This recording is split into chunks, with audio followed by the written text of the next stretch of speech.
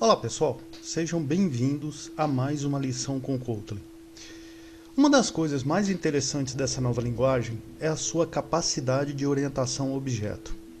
Observem só, vamos criar uma nova classe aqui no Kotlin, New Kotlin File. Kotlin File, aqui. Então, chamar essa classe de objeto. Ok. Vamos apagar esse comentário. Certo. E vamos lá. Vou criar uma classe. Vou criar uma classe chamada aluno. Ok? Em aluno, vou definir que ele tem um construtor. Começa por aí. A construção do construtor não é como outras linguagens. Você define o construtor aqui em cima, junto com a definição da classe. Então eu tenho agora uma classe aluno que tem um construtor chamado nome. Aí você para e pergunta, tá, tudo bem. E se eu quisesse alterar esse construtor, mandar modificar o método construtor, como é que eu faço? Bom, primeiro, então vamos criar uma variável, depois a gente vai tirar ela daqui. Chamar essa variável de var string, mesmo tipo do construtor, e dizer que ela é vazia. Ok. E vamos criar agora o método de modificação. O método de modificação do construtor é o método init. Então, esse método init é o que modifica o construtor. Olha que interessante. Então, eu vou falar, por exemplo, diz nome é igual a nome. E simplesmente println. Olha lá. Me chamo, como vocês preferirem, $nome. Ok? Simples assim, fácil assim. Deixa eu só... tá tudo certo, então vamos lá. Fun. Ok? Main. Main. Args.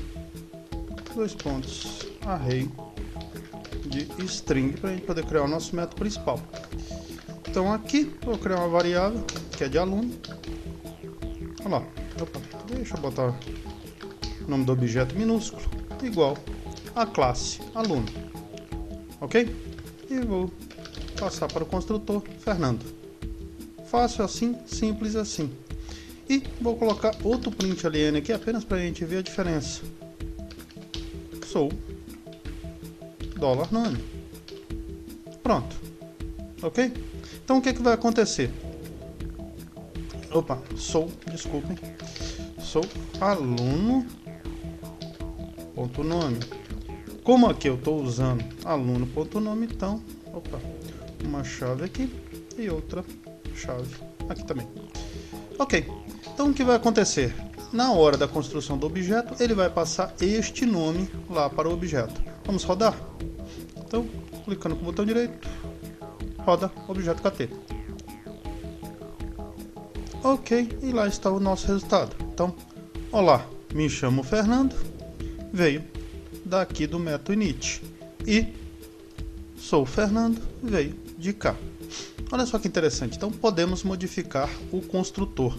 Uma outra forma também de fazermos isso é por modificação direta, sem o uso desta variável.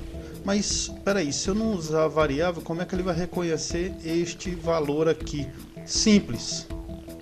Vejam como é feito. Vamos lá. Então, eu vou tirar essa variável daqui, que eu não preciso mais dela. Ok? E vocês observem que dá erro por aqui, para tudo quanto é lado. Então, vamos arrumar isso aqui. Aqui em cima no construtor, eu simplesmente defino que ele é uma variável. Então, observa que para de dar o erro. Eu também não preciso mais desse diz, porque esse diz é passado automaticamente quando a gente passa que isso aqui é uma variável. Olha só, que curioso. E eu vou só trocar aqui 2 olá e 2 sou Fernando, só para a gente ver o resultado novo. Então, vou rodar de novo. E tá lá o nosso resultado. Olá, 2, olá, me chamo Fernando, 2, sou o Fernando. Ok? Então, quando a gente for criar as variáveis do construtor, é interessante que vocês passem var aqui. para ele poder já modificar e o nosso método init está liberado.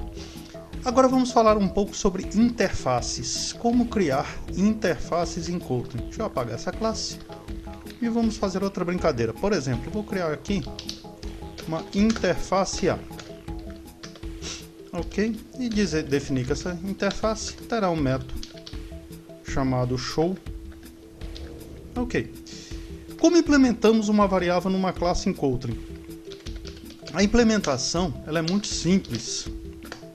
Simplesmente vocês colocam o nome da classe, A. Pronto. E agora basta implementar o método. Override show. Ok. E está lá o nosso método implementado. Opa, faltou uma palavra, né? Override fun show. Aí sim. Ok.